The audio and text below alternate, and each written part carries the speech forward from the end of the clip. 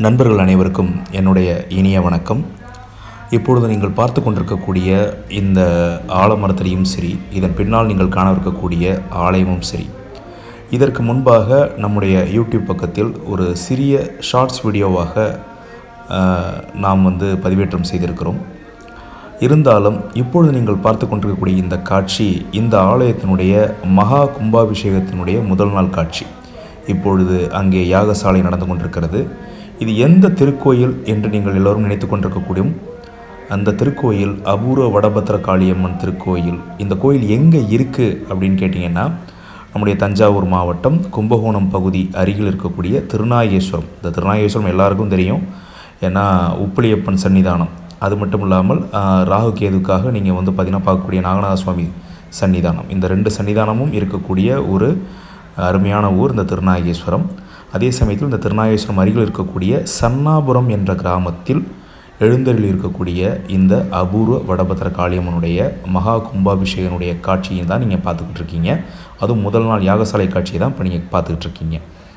இந்த கோயிலினுடைய சிறப்பம்சம் என்ன அப்படின்னு கேட்டிங்கன்னா, இந்த கோவிலானது சோழர் காலத்தில் கட்டப்பட்ட ஒரு கோயில்.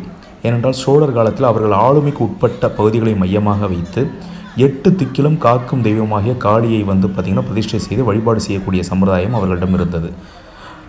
அதே சமயத்தில் இந்த கோயிலானது சோழர் காலத்தில் கட்டப்பட்ட ஒரு காளியம்மன் கோயிலாக இருந்த பட்சத்திலும் இந்த கோயிலுக்கு மேலும் ஒரு சிறப்பம்சம் என்ன அப்படின்னு கேட்டிங்கன்னா, இந்த கோயிலில் இருக்கக்கூடிய உட்பிரகாரத்தில் பிரதிஷ்டை செய்யப்பட்டிருக்கக்கூடிய அந்த காளியம்மனை சுற்றி 4 மூலைகளிலும் வராகி அம்மனை பிரதிஷ்டை செய்யப்பட்டு இருக்கக்கூடிய மிக சிறப்பம்சம் வாய்ந்த ஒரு திருக்கோயில்.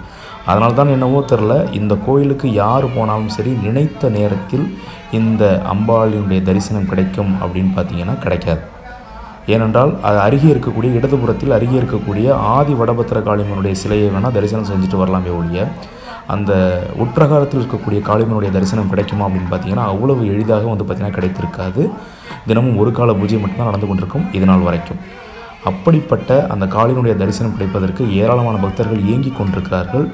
பலர் இந்த காளியினுடைய அனுகிரகம் பெற்று மிகப்பெரிய உயர்ந்த நிலைக்கு அடைந்திருக்கிறார்கள். அவர்கள் நிறைய இந்த கோவிலுக்கு என்ன பண்ணியிருக்காங்க அப்படின்னு சொன்னால், அவர்களால் முயன்றதை பார்த்திங்கன்னா அவங்களுடைய தொண்டுகளை பார்த்திங்கன்னா செஞ்சுக்கிட்டு இருக்காங்க. அந்த வகையில் இந்த திருக்கோயிலினுடைய கும்பாபிஷேகம் 10/2/2025 அன்று காலை 9 மணி முதல் 10:30 மணிக்குள்ளே பார்த்திங்கன்னா நடக்கவிருக்கு. முடிந்தளவுக்கு நம்மளுடைய இந்த யூடியூப் சேனல் பார்த்திங்கன்னா கும்பாபிஷேகத்தை லைவ் பண்ணி நம்ம என்ன பண்ண டெலிகாஸ்ட் பண்ணுவோம். முடியாதவர்கள் இந்த காணொளி காட்சியின் வாயிலாக அம்பாளை தரிசனம் செய்து கொள்ளுங்கள்.